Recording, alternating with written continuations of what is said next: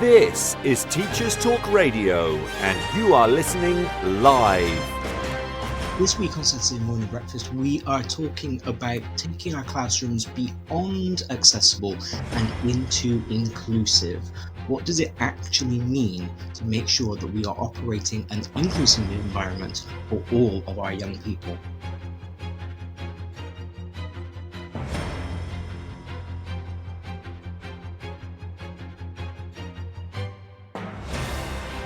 This is Teachers Talk Radio, and you are listening live. Tune in live at ttradio.org, or to join in the conversation, download the Podbean app and search Teachers Talk Radio. Follow the hashtag TTRadio. Tune in, talk it out with Teachers Talk Radio.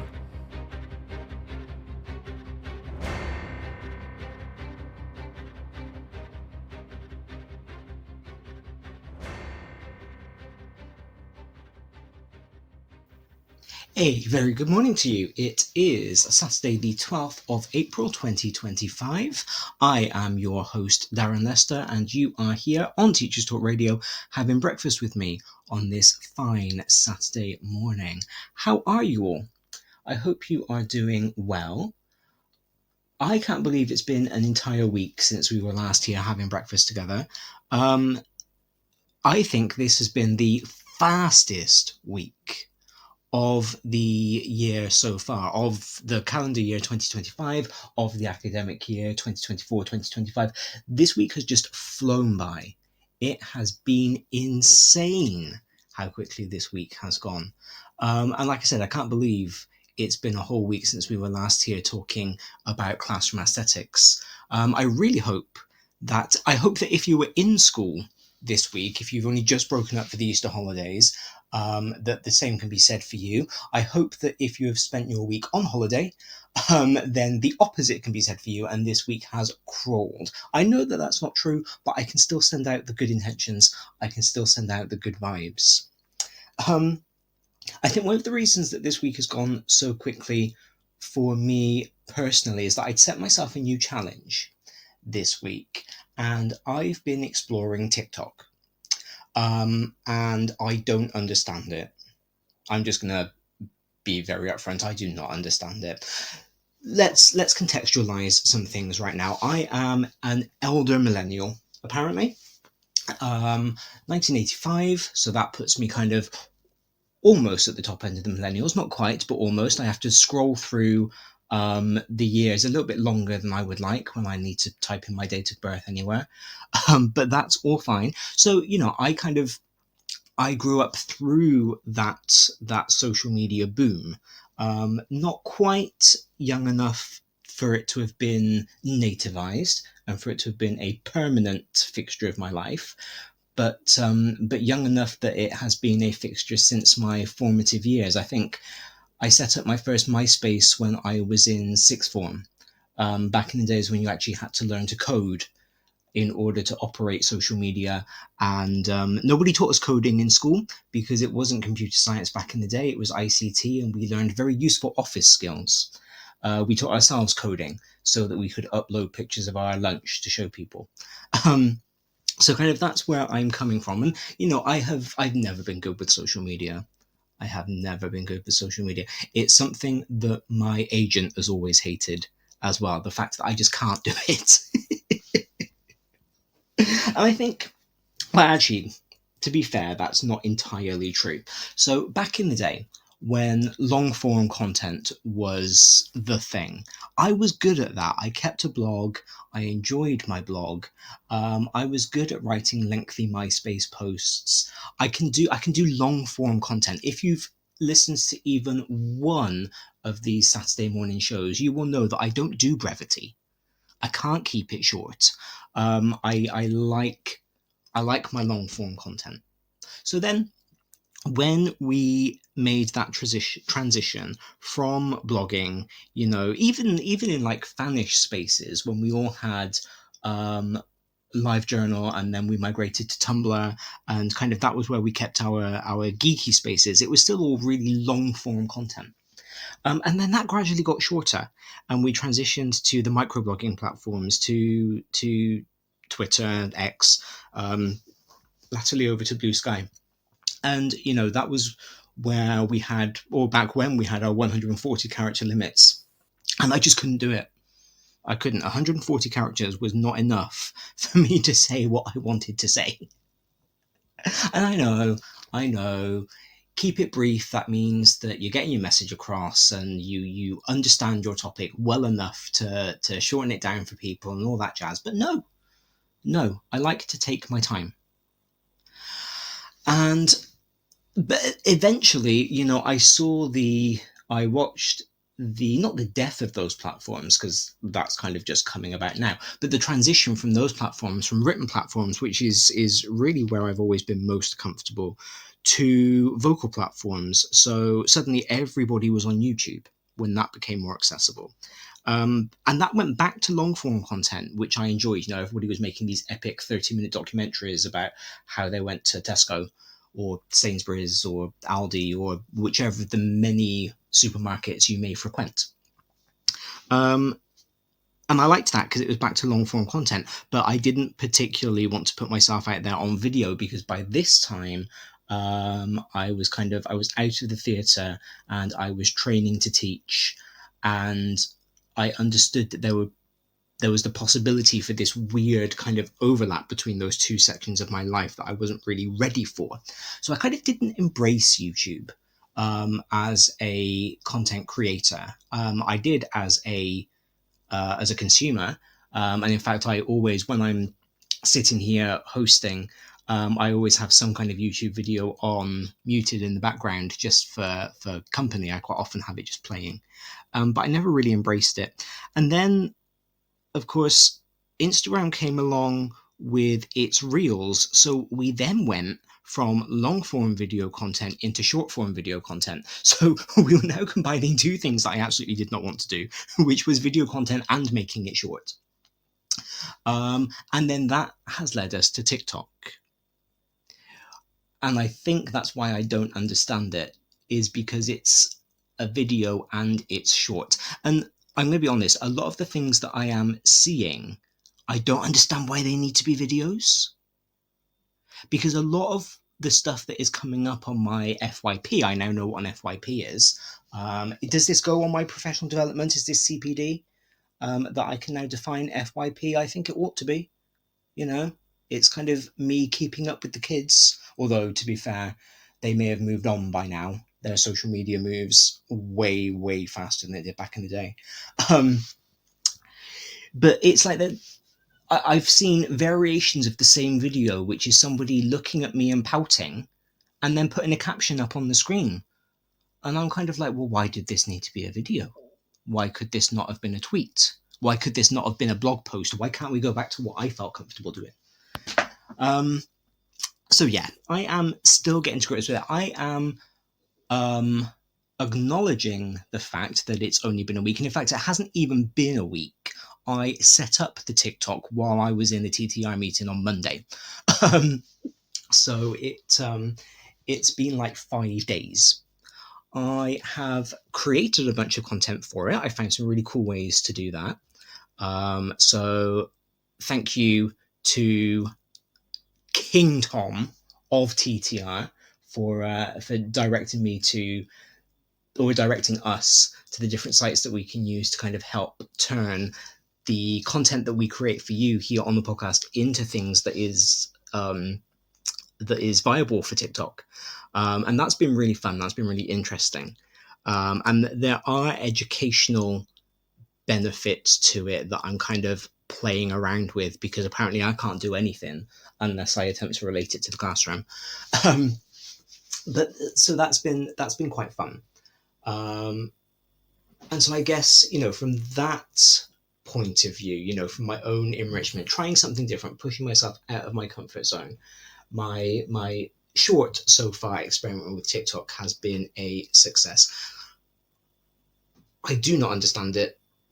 I'm quite happy to tell you that I don't understand it. I will be interested to see whether, kind of as my experiment with it continues, whether I learn to understand it, whether I learn to like it.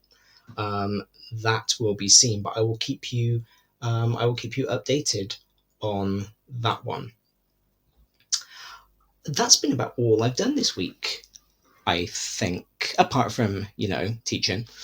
Um, that has been all that's been going on. I've done a couple of courses, which have been quite interesting. That's one of the benefits, actually, of my current role that I hadn't thought about when I transitioned to it. So, as long-term friends of the show will know, back in September for this academic year, I transitioned to an online school. So I'm still doing the odd bit of supply in brick and mortar schools to kind of make sure that I don't become one of those um, teachers with a platform who has forgotten what it's like to be a regular teacher in a brick and mortar school. But my predominant job these days is teaching in an online school, which I'm enjoying very much. It's given me a lot of flexibility over my schedule. And one of the things that I have been able to do is really ramp up the amount of CPD that I'm doing, because there is so much on offer kind of across all of my different subjects, across my different areas, and across the things that I think, even wherever we are nearly 20 years into teaching, I still need some help with. And I've been able to schedule those in, because they are accessible. CPD is more accessible to us now, because we all moved online during COVID, and we kind of haven't gone back to exclusively in person, which is brilliant. And people offer their courses at all different times of the day. Now, the one thing that I have noticed, and one thing that we've been talking about a lot in MFL Journal Club, is the times at which different aspects of CPD are offered, because it's not offered in the school day anymore. You don't get a day off to go on a course anymore unless you're going in person. All of our synchronous online stuff is offered outside of school hours. So, was it Tuesday? I'm just looking over on planner. Yeah, so Tuesday, I did a course from 5 until 7, and then I did a course from 7 until 8. So I took up a chunky portion of my evening of my own time to do that. Whereas, I don't know, 10 years ago, that would have been a half day course somewhere that I might have taken Tuesday morning off of school to travel to and attend myself. And, in Journal Club, we've been talking about kind of how late is too late. How much of our own time should we expect to be giving up for CPD? Is there this expectation now that, as teachers, because a lot of what we can do for our professional development should be done online, and I say should be because that enables us to connect with so many more people, not just within our own contexts, but from across the country, across the world, so that we can work together, learn from each other. But it's really difficult to find times to make that happen. When I this is just turning into a big advert for Journal Club, isn't it? But come along to Journal Club. If you are an MFL teacher, we have a great time. You can sign up on the TTR website. It's free. I send you out the article each month to read. We meet, we chat about it. It is a good time. But yeah, it has been difficult to kind of figure out the best day, the best time, because there's never going to be something that suits everybody. And so I think, as I think about CPD, because I'm writing a section on CPD as well for my thesis at the moment, as well as thinking about all the extras that I can do, it is quite interesting to think about what we should be expected to do, the time that we should be expected to give up, what we are willing to do, what we are willing to give up, and that willingness is going to be different for everybody, and even within the same person, it might be different at different stages of your career, depending on what setting you're in, just depending on what mood you're in, to be honest. But I think there is a broader conversation that we're not going to have today, but that should be had within education, about CPD, because there are so many opportunities. There is so much cool stuff that people are offering long form talks on, that we can attend. And I think we do need to be thinking in this country about the hours that we are putting in and what we get in exchange for that. That was going to be a really good segue into the news, but I've just thought of something else that I wanted to say. Because in other countries, you either have to do or you are recommended to do, or whatever it is, a certain number of CPD hours. And, quite often you will do a course and it will tell you this is worth 2 CPD hours. We don't kind of have that so much in teaching in the UK. We don't have any obligations, but in the same way, we don't have any macro benefits. We go along to CPD to improve our own teaching, to improve our own knowledge, whatever it might be, but that is very rarely recognized at a professional level. We just do it because we want to, because we feel that we need to.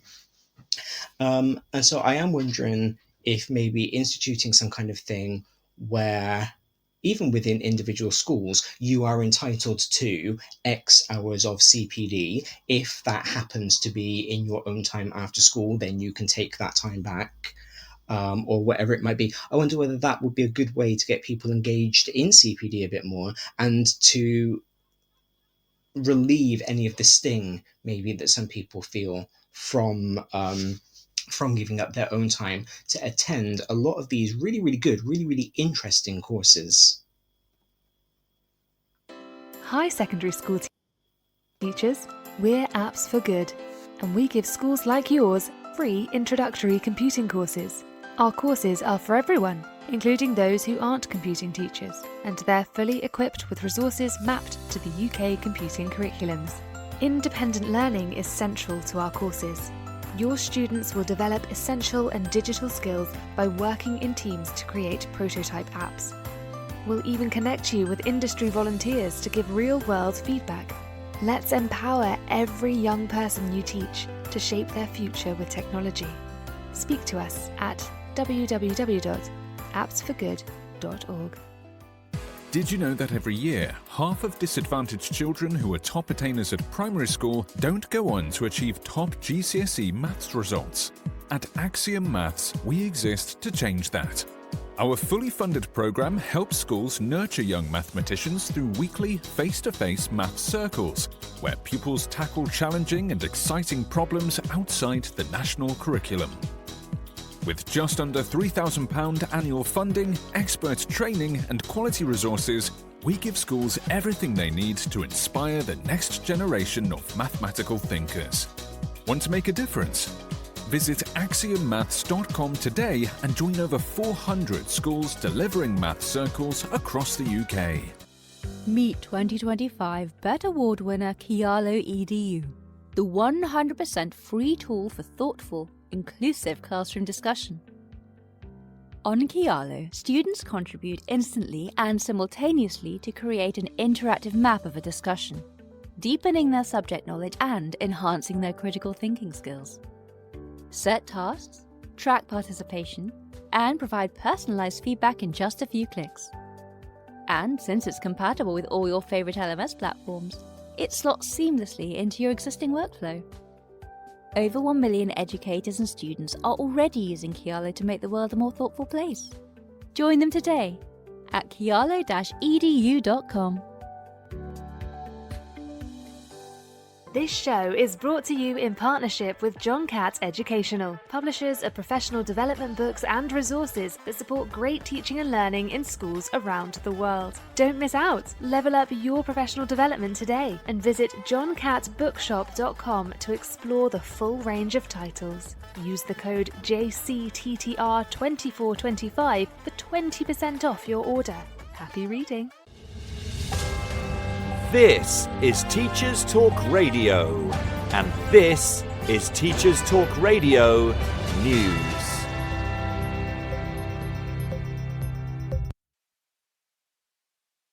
According to a story on the BBC News website, more than 1/3 of secondary teachers have reported misogyny from pupils at their school in the last week.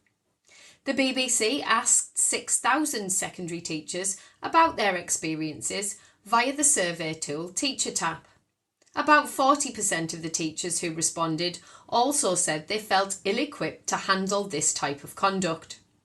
The government says it has published guidance for teachers on dealing with extreme ideologies and will protect children online. Teachers and parents are reported as saying they are increasingly worried about the misogynistic and violent content that children, especially boys, are being exposed to online. The survey results show that 39% of secondary teachers said they are aware of at least one incident of misogyny from a pupil in the last week. 1 in 10 said they were aware of more than one event, and 61% said they felt misogyny had increased since they started teaching. The report also focuses on research by UCL, which found teenage girls in England are significantly less likely to feel safe in school than their male peers since the pandemic. Further details and a case study from a school in Dudley can be found on the BBC News website. The BBC also reports that a former Dundee University principal has been named as the chairman of a new task force set up to help the struggling institution. Sir Alan Langlands will chair the new University of Dundee Strategic Advisory Task Force. The university faces cutting its workforce by 700 as it attempts to tackle a £35 million deficit. The Scottish Funding Council recently approved a £22 million support package for the university. An investigation has been launched into the reasons for the institution's deteriorating finances and how this came to be a surprise to the university's leadership. Unions have welcomed the announcement. Schools Week says a surge in schools making cuts shows they are rapidly heading towards the brink, and that this is threatening the government's promise to break down barriers to opportunity. A survey by the Sutton Trust says more schools are cutting teaching and support staff at this time more than any time since 2020. Nearly 1/2 of secondary school leaders said they are using pupil premium cash to plug gaps, the highest since the annual poll began in 2017. Schools Week revealed last month the funding issues schools face, including unfunded pay rises, increases to national insurance and other rising costs.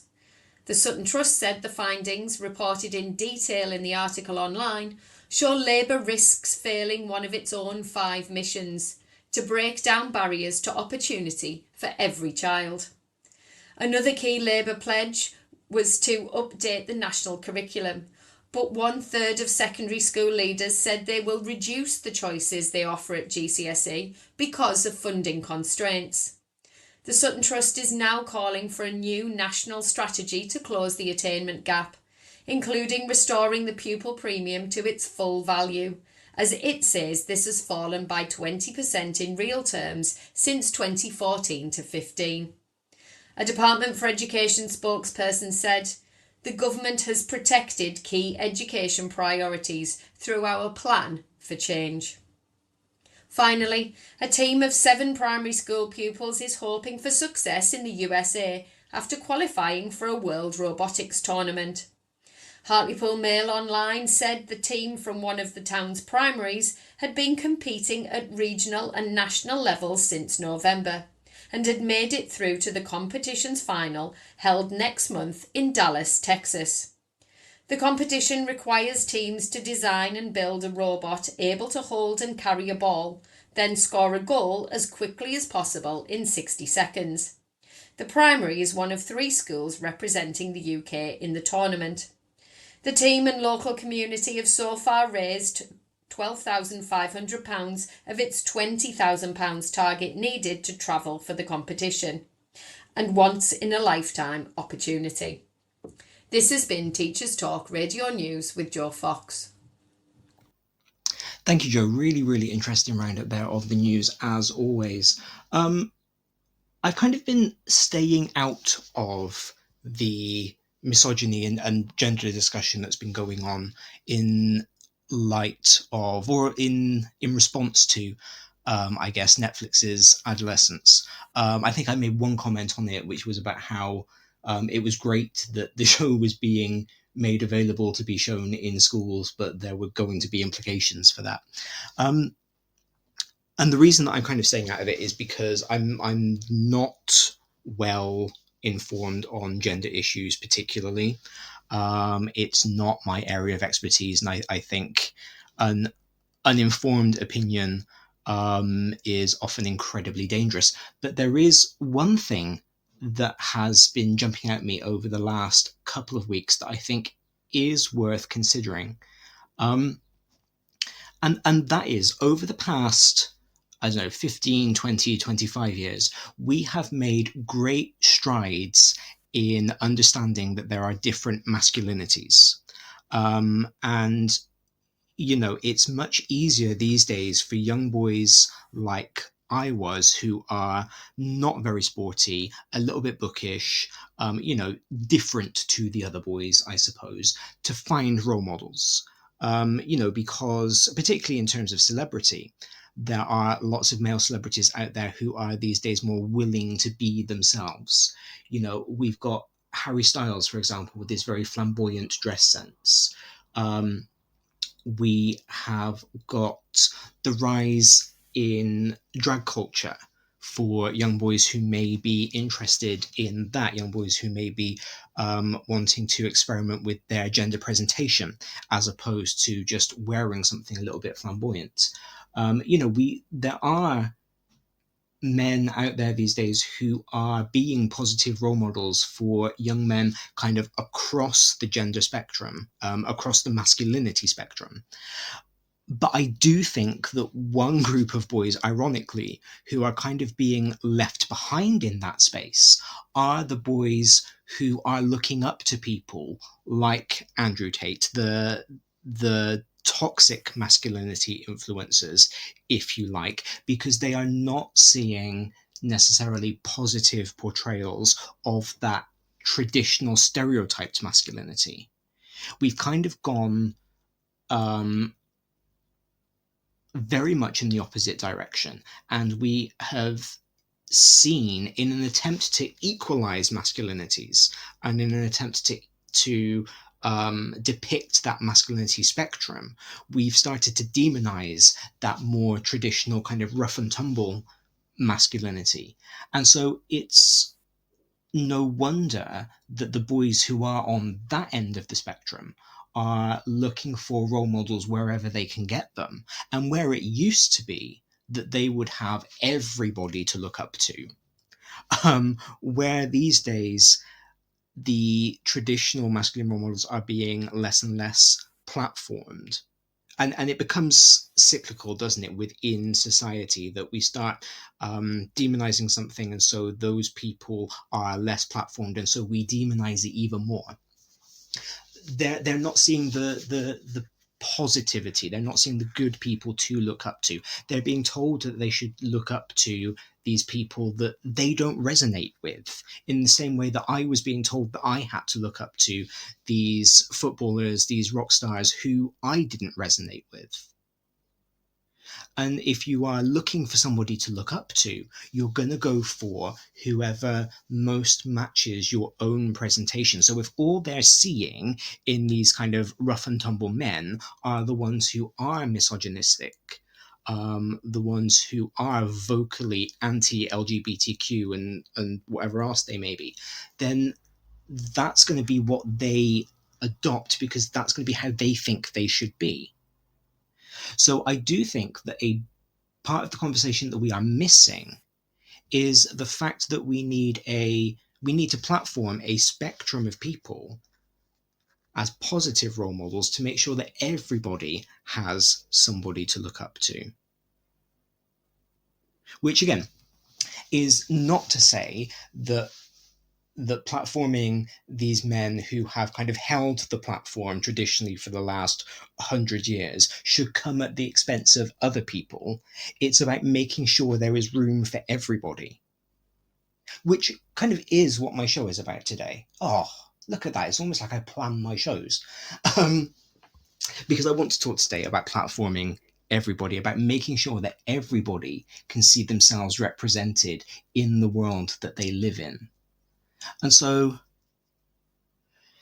yeah, There's no easy solution to this one, is there? Which is why there are debates about it. It's why there are shows about it. It's why it's why the default response is, oh, let teachers take care of it, because we have to take care of everything. But it is about making sure that everybody can see themselves being represented in a positive way. And it's about making sure that the platforms that are out there enable everybody to be represented in a positive way. However that may look, because, the internet is a big space, particularly if you are only taking up 7 seconds of it with your video, because apparently that's what we do now. And so, there is room for a lot of positive voices. There are opportunities for us to drown out the negative voices. And there is space for everybody if we will allow there to be space for everybody. There we go. That's my soapbox for today. That said, because, like I said, I am not particularly well informed on gender theory, on any of that sort of stuff. I did a little bit of it back in my English undergrad days, but I don't know it particularly well. So I do implore you, if you're interested in this sort of thing, to go and listen to people who do know what they're talking about, who are much better informed than I am. Tom, in fact, did a really good show a few weeks back called Masculinity, Misogyny and the Manosphere, What Schools Need to Know. That's a really interesting discussion that he had with a couple of guests. I forget who they were, but there was a really good conversation about how we can make sure that the boys who we are at risk of losing to the toxic influences can be kind of kept on the right side. And it's not about maligning them. It's not about telling them that they are wrong for looking up to these people. It's about making sure that we position them to find the right sorts of people to be looking up to. And it's about making sure that we are platforming people that they can look up to. So yeah, please do go back and check that show out. It's on YouTube, it's on Spotify, it's on Apple Podcasts, it's everywhere that you can get your shows, because it is a really good one to listen to. I, however, this week, I'm going to pick up kind of on where I left off last week. So my show last week was about the aesthetics of the classroom. And I was talking about whether our classrooms really need to be Instagrammable. Clearly, I've been on a bit of a social media crusade over the last couple of weeks. That's where all of this Instagram and TikTok talk is coming from.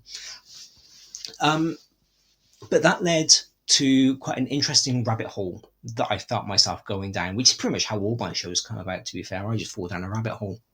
I just click Wikipedia links and then end up somewhere that I never thought I would need to read about in my life, but it becomes the most fascinating thing ever. And in thinking about kind of classroom aesthetics, and particularly like classroom decoration, I was thinking about what that means for students who need extra accommodations.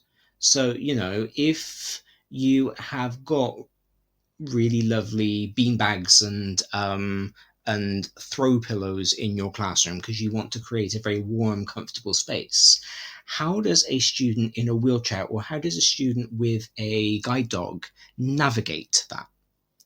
And so I then got myself to thinking, having constructed this straw man teacher, I got myself to thinking about what accessibility in the classroom actually means, and whether we have truly transitioned from accessibility to inclusivity. And that's what I want to talk about today. Now, I'm going to recognize again that this is a big topic that I am in no way qualified to talk about. I'm not an SEN specialist. I am not a disability specialist by any stretch of the imagination. I am a language specialist who has done his modules on SEN and has been through the training and has done the CPD. So I'm approaching this not from a specialist point of view at all, and just as a run-of-the-mill teacher exploring what I've been able to learn. That I've said that to say that if you are listening live, or on playback, either way, and you are a specialist, if you are a disability advocate, if you are a Senko, and if I get something wrong, or if I oversimplify something, please do correct me, because I want to learn, and I want to make sure that that we can all learn together, because I think that's really important. So if you're listening live via the Podbean app, you can text me. I will read your text out live on air and we can discuss that way. If you are listening live elsewhere or on playback, then you can send me a message via X or Blue Sky. I am at Mr. D Lester. That's MRDLESTER on both. You can TikTok me now if that's a thing. I don't know if that's a thing, but if you want to record a short video and send it to me, then, I would feel very honoured that you would take time out of your day to do that. I am Mr. D Lester 8 on there. I'm not entirely sure why I need to be 8. There are clearly 7 other Mr. D Lesters that came before me. But you can get in touch with me there as well if you feel so inclined. We're going to start by defining some terms, because this is where my own specialism expertise come into play. You all know that I love me some language, and I love talking about language a little bit. And we understand that when talking about accessibility and inclusion, language is important. Language is part of accessibility and inclusion, but language also changes and terms change. So I am using what is considered by the Business Disability Forum to be the correct language usage for the UK in 2025. This very well could change. The language that I use today could very well be outdated by the end of this year, because terms change, because we understand things differently. So I just kind of want to caveat that the language that I'm using today is language that is correct as I'm recording it, and that's kind of the very best that I can do. And that's the very best that any of us can do. So if you kind of listen to this little bit where I explain the language that I'm going to use and you think, oh no, I've been using the incorrect language, I've been using the non-preferred language, don't beat yourself up over it, because that doesn't help anybody. Just make that decision to change, because that's all we can do.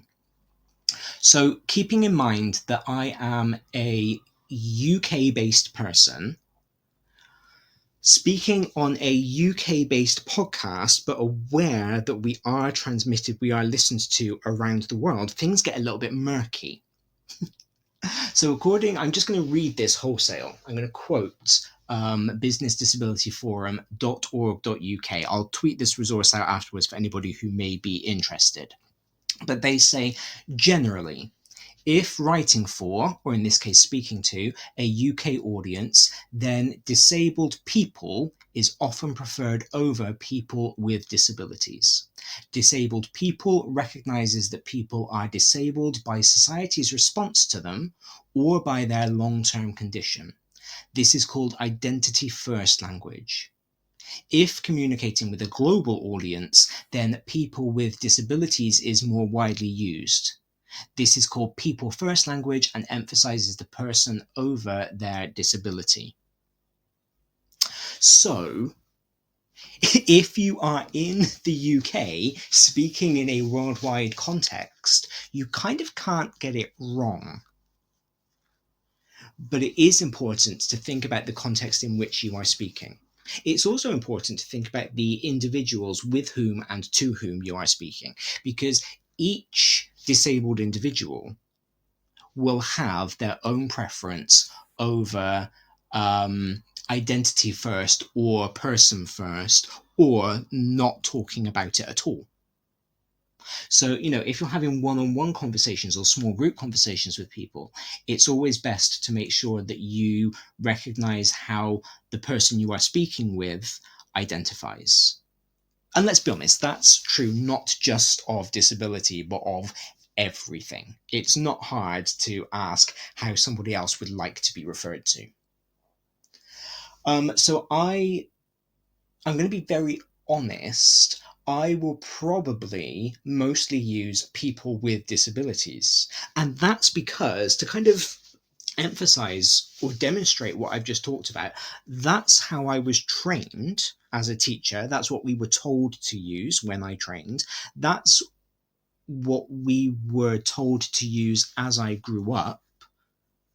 And it's only been recently that we have switched over in the UK to identity first rather than person first.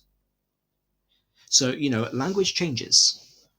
Language changes. One of the reasons that I'm interested in it. So I will probably use identity. No, I won't. I will probably use person first because that's what I'm used to using. I may switch to identity first because that's what I ought to use in a UK context. But thankfully, again, in a UK context, cognizant of my worldwide audience, it is kind of hard to get this wrong. This is also to say, of course, that within different English-speaking countries, different terms are preferred or accepted for different disabilities. And so throughout this, I will be using language that is preferred within the UK, because that's my own personal context. That's the language that I am most comfortable using while I'm kind of talking into what is kind of like the void, because I'm just here in the office aware that you guys are listening. But unless one of you talks to me, I'm not really having a conversation with you. And so just be aware that the terminology that I use today may be different to the terminology that you prefer to use, depending on where you are based.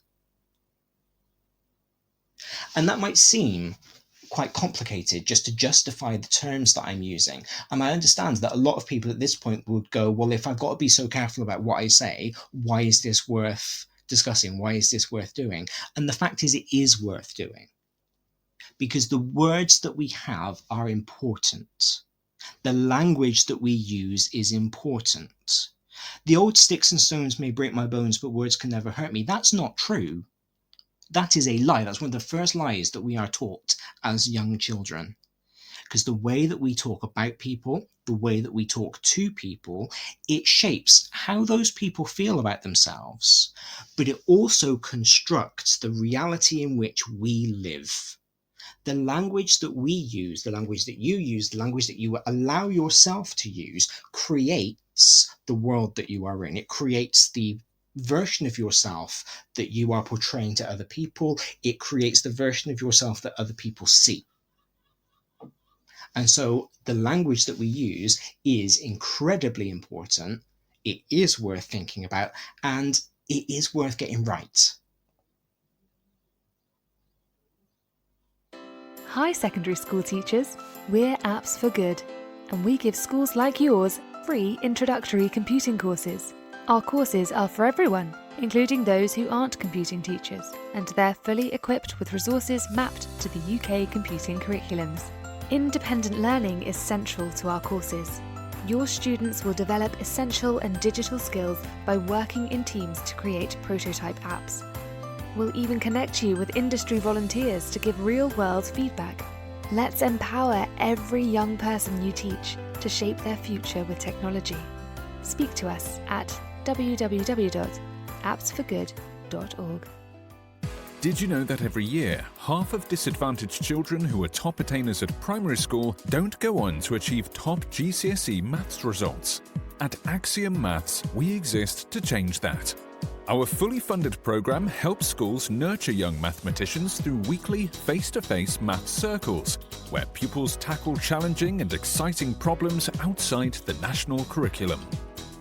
With just under £3,000 annual funding, expert training and quality resources, we give schools everything they need to inspire the next generation of mathematical thinkers. Want to make a difference? Visit AxiomMaths.com today and join over 400 schools delivering math circles across the UK.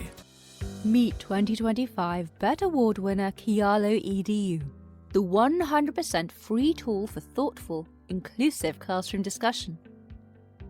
On Kialo, students contribute instantly and simultaneously to create an interactive map of a discussion, deepening their subject knowledge and enhancing their critical thinking skills. Set tasks, track participation, and provide personalized feedback in just a few clicks. And since it's compatible with all your favorite LMS platforms, it slots seamlessly into your existing workflow. Over 1 million educators and students are already using Kialo to make the world a more thoughtful place. Join them today at kialo-edu.com. This show is brought to you in partnership with John Catt Educational, publishers of professional development books and resources that support great teaching and learning in schools around the world. Don't miss out. Level up your professional development today and visit johncattbookshop.com to explore the full range of titles. Use the code JCTTR2425 for 20% off your order. Happy reading. So modern classrooms contain a wide spectrum of learners and of teachers. Remember we talked last week when we talked about the aesthetics of a classroom, about sharing the classroom, about how nomad teachers without their own classroom, but who pop into what would be considered other people's rooms, are becoming more and more common, kind of as class sizes increase, but there isn't the money to increase classroom sizes. It's becoming increasingly rare for a teacher to have ownership over a classroom and they're the only person that teaches in it. So we have to make sure that the environment in which our learners learn is accessible, is inclusive to a whole spectrum of people. Now, some of those needs that we may need to cater to might be clear. You know, if you have got a student who uses a wheelchair, that's a very obvious thing that you can and should make what's the word that I'm looking for? Accommodations for. However, not all disabilities are visible. Not all disabilities are obvious. Not all disabilities are disclosed. There is actually no legal compulsion for a person to disclose that they have a disability. And so you may look at your class and see 30 able-bodied pupils, but that doesn't mean that you are not teaching a disabled pupil. And so thinking about accessibility makes sure that we are covering those children who may not want to disclose their own disability, may not be aware of their own disability.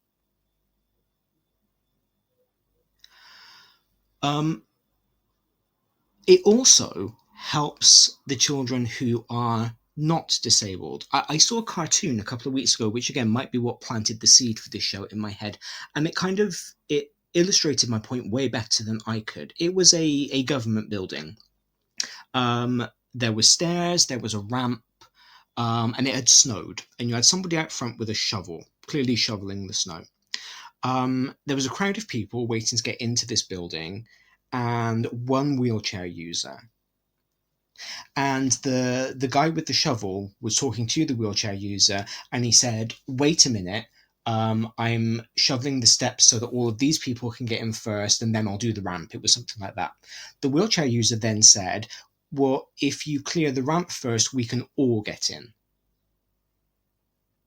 So when we make accommodations for our disabled learners, for our teachers with disabilities, we're actually not just accommodating them, but we are giving extra pathways for all of our learners, for all of our teachers. So when considering the aesthetics of the classroom, when considering whether your classroom is accessible and inclusive, you are upgrading that accessibility, you are upgrading that inclusivity for everybody in that classroom, not just the one or two people who may obviously benefit from it. And let's also be real, it's not necessarily that they are benefiting from it, it's just that you are leveling the playing field. You are just making the classroom as accessible for them as for everybody else. Accessibility and inclusivity ensures equitable learning environments for all students and teachers. We are making sure that we have that equality. We have legal and ethical responsibilities under different laws. Different countries within the UK have different laws, different countries around the world have different laws, but we all have some kind of legal responsibility to make sure that our classrooms are accessible and inclusive. And we also promote academic success and participation for students who have disabilities and for able-bodied students. Okay, so again, it is a case of we are not prioritizing our disabled students. We are not giving them something special. We are making sure that all of our learners have access to the same level, the same quality, the same ease of education. When considering a classroom environment, we've got to consider the fact that disabilities can come in many forms. So when we think of disabilities, we often think of physical disabilities. We might think of wheelchair users. We might think of a deaf student. We might think of a student who walks with a cane. But legally, ethically, disability is quite a broad umbrella term because it also can include sensory difficulties. So, I talked on the show last week when we were thinking just about aesthetics, about whether the amount of stuff on your classroom walls, your posters and everything, is that adding to cognitive load? But it might also be worth considering whether it's adding to sensory load. And with sensory, there are kind of very easy accommodations that can be made. I had a student a long, long time ago, back when I was first teaching, who had sensory issues around the feeling of paper. And, this was back in the late 2000s. It would have been like 2008, 2009. So it was before kind of one-to-one devices were a big thing. Because these days you have a student who has a sensory issue with paper, then they can use their tablet, they can use their laptop, whatever. But back then it was much more difficult. So we came to an agreement with his parents. This was back when I was teaching primary, so it was a little bit easier. But I would do as many physical activities as I could. I would use as many kind of toys and plastic resources as possible. And when he had to use paper, because at that time it was kind of the only real option that we had, he would wear gloves. And then I also made accommodations, like I would make sure that he never was asked to hand out worksheets, because I didn't want him to have to put his gloves on and to make a show of the fact that he was wearing gloves while handling the paper. But I would ask him to hand out pencils so that he didn't feel left out. So, sensory issues can be, can need a little bit of sensitive navigation. There are cognitive disabilities. There are psychological disabilities. There are learning differences. I think we're still having the discussion about whether ADHD counts as a disability, but as we are having more and more students diagnosed with ADHD, That's important for us to think about. There are all kinds of different disabilities that span this huge spectrum that we need to consider when we are thinking about whether our classroom is accessible and inclusive. Disabilities are not always permanent. Okay, they may be temporary. You've got a student who fell over, broke her leg while playing football on Sunday. She's on crutches. That's a disability, but eventually, hopefully, her leg will heal, she will get rid of the crutches, and she will walk again like she did before. That will be a temporary one. And so we may only have to make short-term accommodations for her. That would be different to a paraplegic child who you have in your classroom. But if those two children are in the same classroom, if you have made the accommodations and the accessibility for your paraplegic child, then your child on crutches won't need anything extra to accommodate her, because that's just already part of your classroom practice, because you are already making it accessible for everybody. Disabilities can be visible or invisible. So again, your child who uses a wheelchair, that may be a very visible disability. Your child with fibromyalgia, well, that's an invisible disability. And that's something that, again, you would need to make sure that you understood as the teacher, and you were able to make what might be less obvious to us accommodations for, but accommodations nonetheless. Some students may choose not to disclose disabilities due to stigma. They don't want to be labelled as the disabled student. They don't want to be known as the boy with fibromyalgia. Or privacy concerns. They might think that it's nobody else's business. Or they may not know. Their parents may have had them diagnosed with something and may have chosen not to tell them. They may be undiagnosed. How many times do we see on social media people telling us that they have got ADHD but they are undiagnosed? Now, the extent to which you choose to accommodate self-diagnosis will depend on how you feel about self-diagnosis, and that's not a conversation for right now. But, it is something to think about.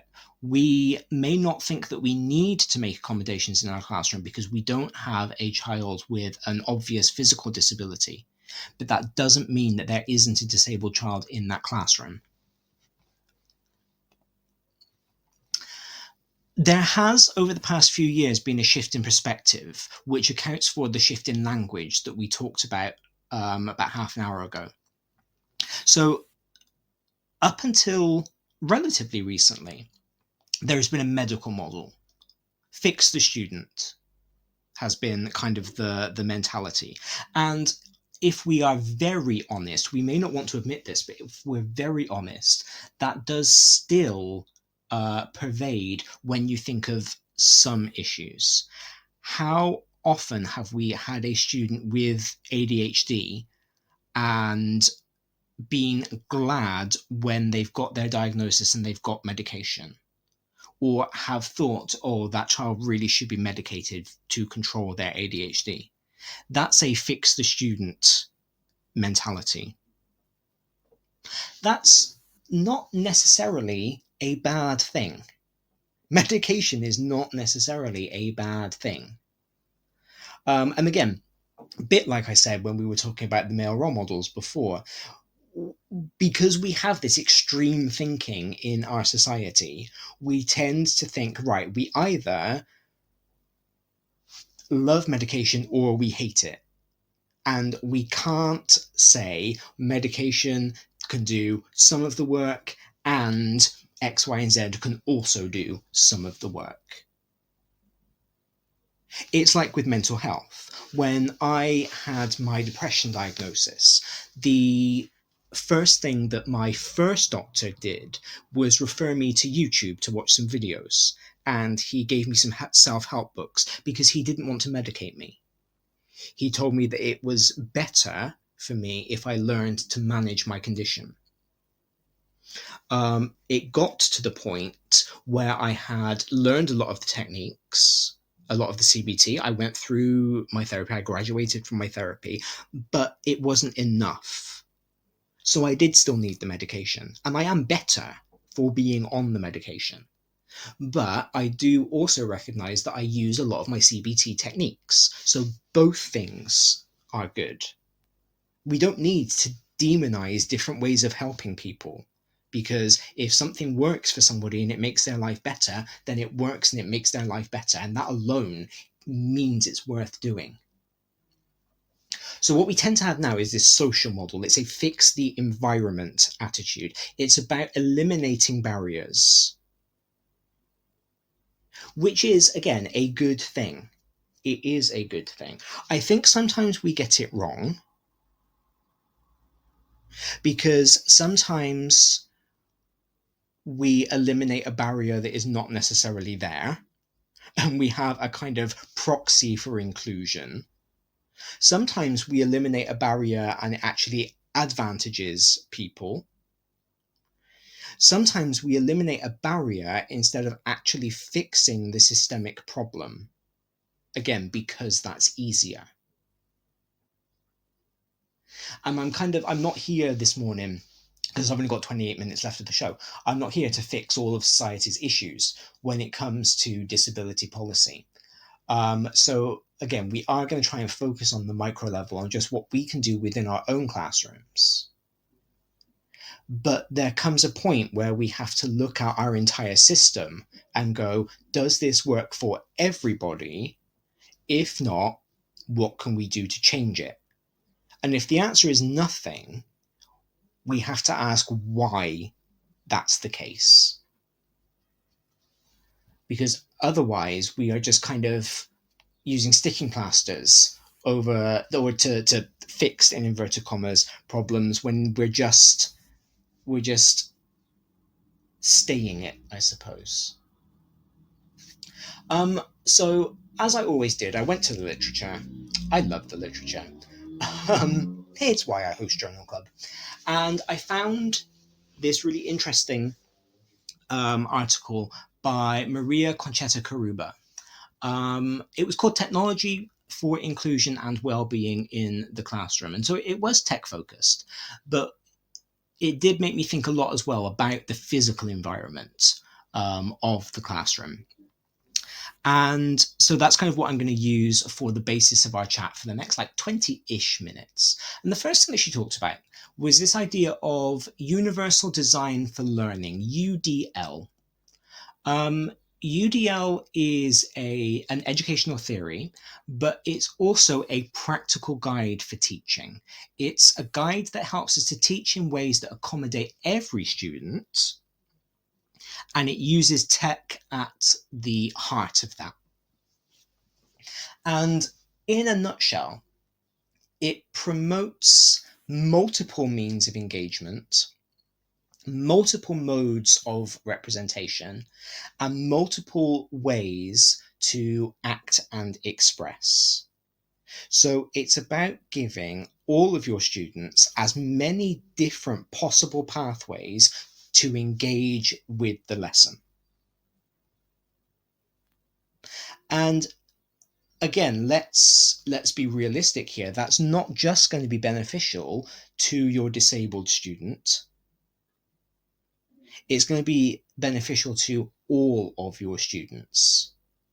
The downside, of course, is that because it's a theory, there are these very specific principles that you have to apply to it, that you have to understand, that you have to go through.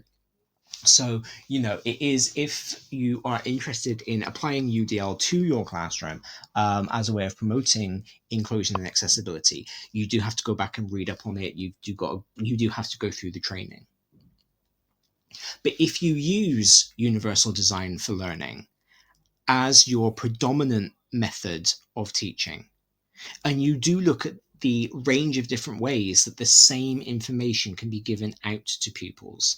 And you do understand that some people prefer to listen via a podcast, whereas other people prefer to read, whereas other people prefer to talk it through. And you don't simplify it down into, in inverted commas, learning styles, because we all know that's nonsense. But you do make a range of different media available to your pupils, and you kind of then act as a facilitator, or you lead the discussion with the discussion group, or whatever it is that you as the teacher choose to do in your classroom at that time. You are, again, just making that accessible, and it's easy to do if you are in a one-to-one technology environment. I understand that that's not the reality for every teacher. It's a shame, because it should be. I am a huge proponent of making sure that we use technology in education, because I think we do our students a disservice when we don't. But I do understand that that's not a reality for everybody. And so, tech is not the big answer to everybody's issues. But applying the principles of universal design for learning, because it advocates a multimodal approach to teaching and learning, it does mean that we can make our messages as accessible as possible to as many of our learners as possible. The way that you manage your classroom is a key to inclusion. Studies show that even something as simple, and this is actually laughable that we need a study to show this, but I think it's important that studies do show things that we take as common sense, because common sense can quite often be wrong. But studies show that techniques such as with-itness, that is to say, knowing what is actually going on in your classroom, helps us to keep students engaged, and it helps to keep practices alive. Just by knowing and responding to what is going on in your classroom, you can create an inclusive environment. And I think this message is going to be particularly important for student teachers, for ECTs, for kind of current people in the final year of their undergrad degree, maybe a B.Ed or a BA in education with QTS, who are going to start their first teaching job in September, or maybe you're at the end of your geography degree and you're going to go into your PGCE in September. You can deviate from your lesson plan. Deviating from your lesson plan is inclusion. If you realize that your lesson is not working for some of your students, okay?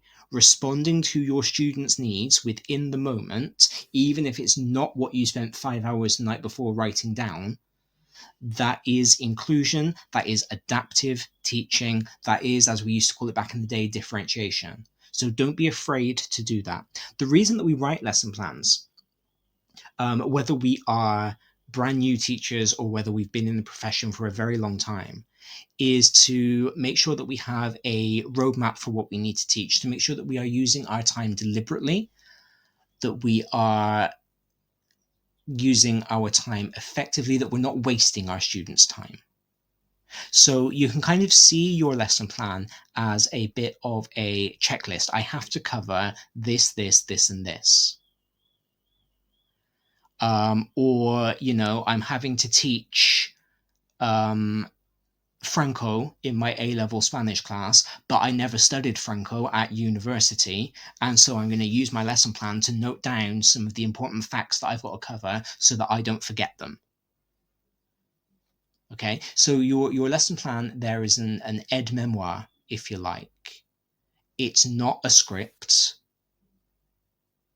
And you are actually, if you have got an observer worth their salt, which mentors, line managers do tend to be, it's how they got to that position, they will understand that you have deviated from your lesson plan because you realized it wasn't working for a particular set of pupils, and they will give you credit for that because you've created an inclusive learning environment. Okay, so with itness might seem like common sense. It might just seem like having your eyes open while you're in the classroom. But it is amazing what effect can be had just by being aware of your young people. Hi secondary school teachers, we're Apps for Good, and we give schools like yours free introductory computing courses. Our courses are for everyone, including those who aren't computing teachers, and they're fully equipped with resources mapped to the UK computing curriculums. Independent learning is central to our courses. Your students will develop essential and digital skills by working in teams to create prototype apps. We'll even connect you with industry volunteers to give real-world feedback. Let's empower every young person you teach to shape their future with technology. Speak to us at www.appsforgood.org. Did you know that every year, half of disadvantaged children who are top attainers at primary school don't go on to achieve top GCSE maths results? At Axiom Maths, we exist to change that. Our fully funded programme helps schools nurture young mathematicians through weekly face-to-face maths circles, where pupils tackle challenging and exciting problems outside the national curriculum. With just under £3,000 annual funding, expert training and quality resources, we give schools everything they need to inspire the next generation of mathematical thinkers. Want to make a difference? Visit AxiomMaths.com today and join over 400 schools delivering math circles across the UK. Meet 2025 BET Award winner Kialo EDU, the 100% free tool for thoughtful, inclusive classroom discussion. On Kialo, students contribute instantly and simultaneously to create an interactive map of a discussion, deepening their subject knowledge and enhancing their critical thinking skills. Set tasks, track participation, and provide personalised feedback in just a few clicks. And since it's compatible with all your favourite LMS platforms, it slots seamlessly into your existing workflow. Over 1 million educators and students are already using Kialo to make the world a more thoughtful place. Join them today at kialo-edu.com. This show is brought to you in partnership with John Catt Educational, publishers of professional development books and resources that support great teaching and learning in schools around the world. Don't miss out! Level up your professional development today and visit johncattbookshop.com to explore the full range of titles. Use the code JCTTR2425 for 20% off your order. Happy reading! We have a new follower. Hello, Ruthie. Really nice to have you here with us this morning. I hope you're enjoying the show. I hope that you are able to take a lot from it. Thinking about things that we might take for granted, but that are actually really useful tools for accessibility and inclusion. Everston and Weinstein came up with their 5 key actions for effective classroom management. And again, when we think of accessibility and inclusion, we don't tend to think of classroom management as being a thing, but it really, really is.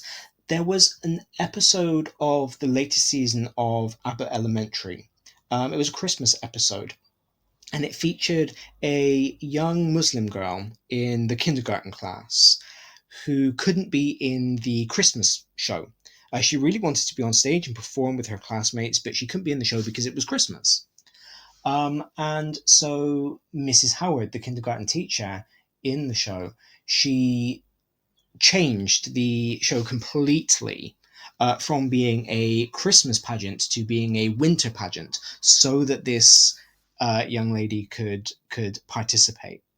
And religion, of course, is not a disability, but if we're thinking about inclusion and accessibility, then something like that, just changing the focus from one thing to another, managing how you are framing your lesson, can be a good way to do that. It's a bit like I said before, when we were talking about language, talking about the way you use language, thinking about the way you frame your activities is really important.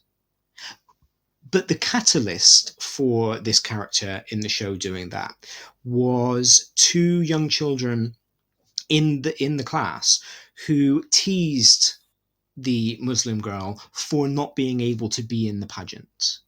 And Mrs. Howard, the teacher, overheard this. She intervened. She chastised the pupils, had them apologize, and then spoke to the little girl. Classroom management. This is what you do when you see two members of your class teasing another member.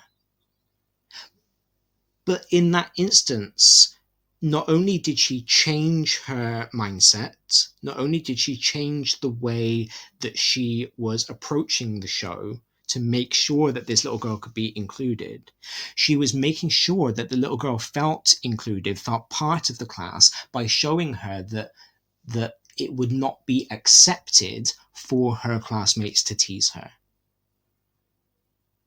So classroom management goes just beyond making our lives easier. It goes beyond making sure that nobody is hurt. And effective classroom management actually helps to promote, to create an accessible, inclusive working environment for our young people. So Evertson and Weinstein identified these 5 key actions for effective classroom management that, according to this study that I read, can be very effective in helping to promote accessibility and inclusion. So the first, we've got establishing caring and supportive relationships among students. We quite often get talked to about how we have to foster good relationships with our students, and it's all about the student-teacher relationships. But actually, there's a lot to be said about student-student relationships.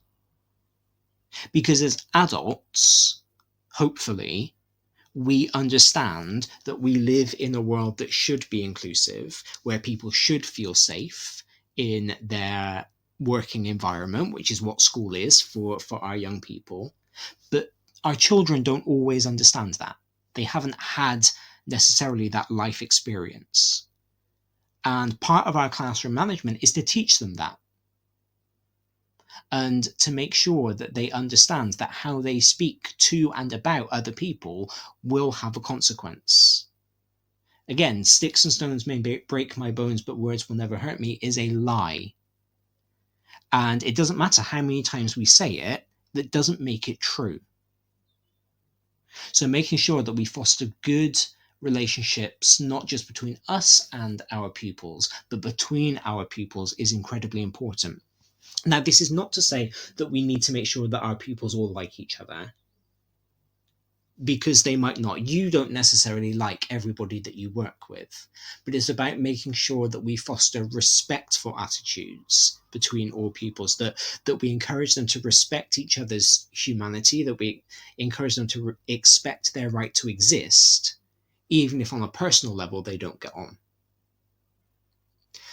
The second action for effective classroom management is optimizing access to learning through instruction.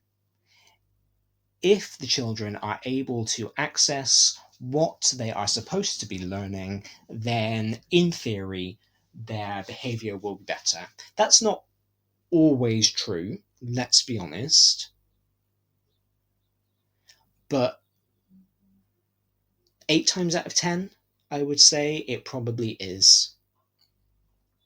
Encouraging student engagement in academic tasks, so keeping them on task. And again, if you use something like the Universal Design for Learning, where you are offering a lot of different pathways towards the same learning goal, and children can take that little bit more responsibility for their own learning, and the way in which they retain the information, then they are probably going to be more engaged. Just like adults, children do not like to be talked at. They do not like to be told, you've got to learn this because I say so. We make fun of writing the learning objectives up on the board, don't we? But that came from a good place. It came from trying to make sure that the children understood why what they were learning is important. And we kind of twisted it and just made it this tick box exercise to appease whoever was observing us on a given day. And we turned it into this joke. But actually, our students do need to know why they're learning what they're learning. They do need to know why the things that we are teaching them are important.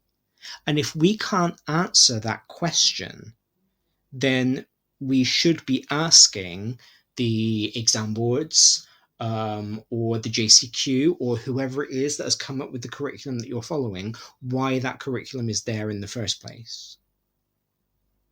Because nobody wants to waste their time. And children are less likely to think that they are wasting their time, particularly in those middle years. I'm thinking particularly years 8 and 9, where they're not getting like a GCSE or anything out of the course that they're doing. They're a little bit more jaded than they were in primary. And so they're not necessarily loving learning for the sake of learning. But if you can explain to them why the information that you're telling them is important, if you can put it into a context, you need to know this because this will be helpful to you because this is interesting because, then it's going to keep them on board. It's going to make sure that they're engaged. And again, if we are thinking about our disabled pupils, let's think, for example, about our autistic pupils. Maybe they need to know why. Maybe they have a very rigid way of thinking that doesn't allow them to waste their time. It doesn't allow them to take in information that is trivial, that doesn't have a purpose. And so maybe they need to know why the thing that you are teaching them is important. So maybe, and I'm kind of, having my own little epiphany here, maybe writing up the learning objectives, we turned it into a joke. I've joked about it, but maybe we shouldn't. Maybe that is actually something that we should be taking seriously as a way of making sure our classrooms are inclusive and accessible. And it doesn't need to be a huge, great, big, long sentence that is copied down into the book. It could just be something that is pinned up on your wall saying, I don't know, it's important to learn to conjugate your verbs in the future tense so that you can have a conversation with somebody about what you're going to do next weekend. And just kind of thinking about how we frame our lessons, thinking about how we explain the importance of our curriculum to our young people, that can go a long way towards promoting inclusion and accessibility. The fourth of Evertson and Weinstein's 5 key actions was promoting the development of social skills and self-regulation. Self-regulation is becoming a huge thing in teaching at the moment.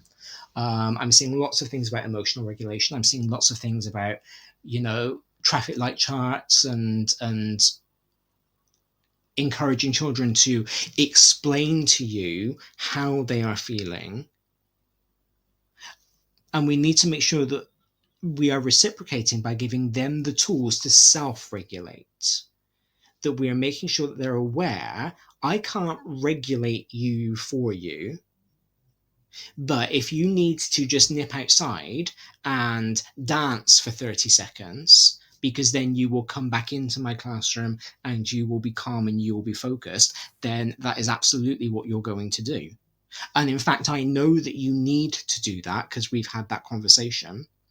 So all of my lessons start with a 30-minute dance break. 30 seconds dance break. Because if that helps Linda to regulate, then it might also help Percy to regulate. Apparently I teach in the 50s now. And, there may be other children in that classroom where I don't know that they need to move their bodies in order to regulate, but they do. And again, this is something that we used to do way back in the day when we took brain breaks and when we did brain gym. And again, it was something that we ended up making fun of. and it was a tick box exercise. But I wonder whether quite often a lot of these things that become standing jokes in teaching and tick box exercises in teaching is because nobody ever explains to us why it's important. I wonder if it's because no one ever tells us our learning objective. And so we don't really take it on board because nobody explains to us why we need to know it. Maybe the CPD that we sat through on these things was not particularly inclusive and accessible, but we can be better than that, and our classrooms can be better than that. And finally, of course, there is our intervention. And again, this is where the with itness, where being aware of what's going on in your classroom, where that comes into play.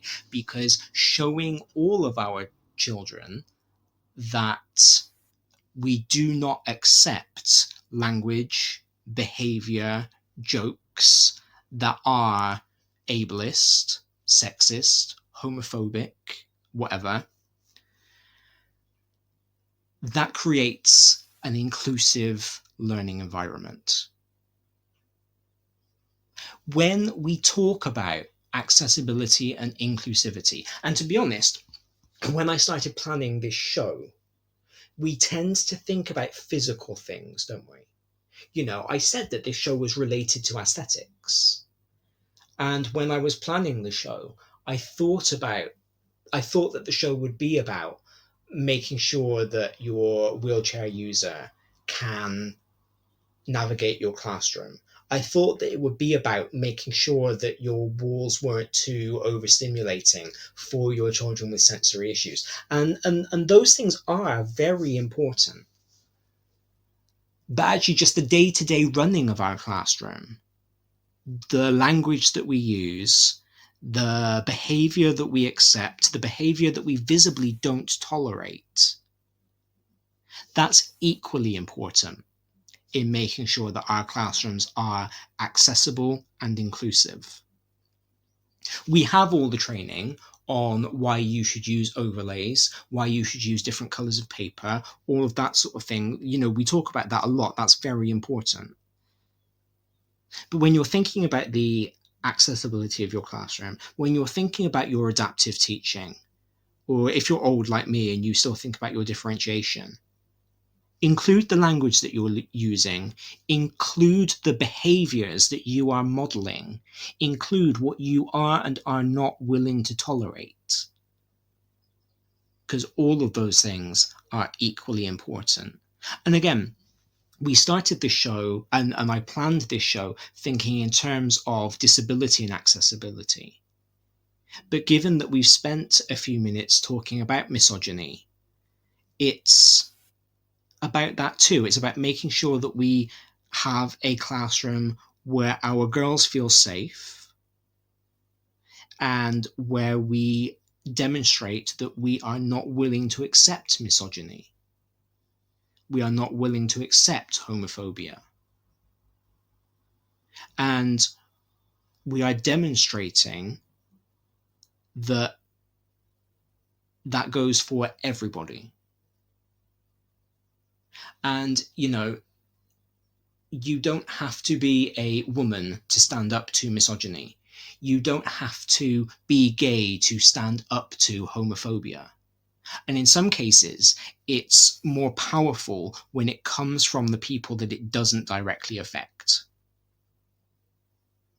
Because a student will assume that the female teacher is going to be upset by a misogynistic joke.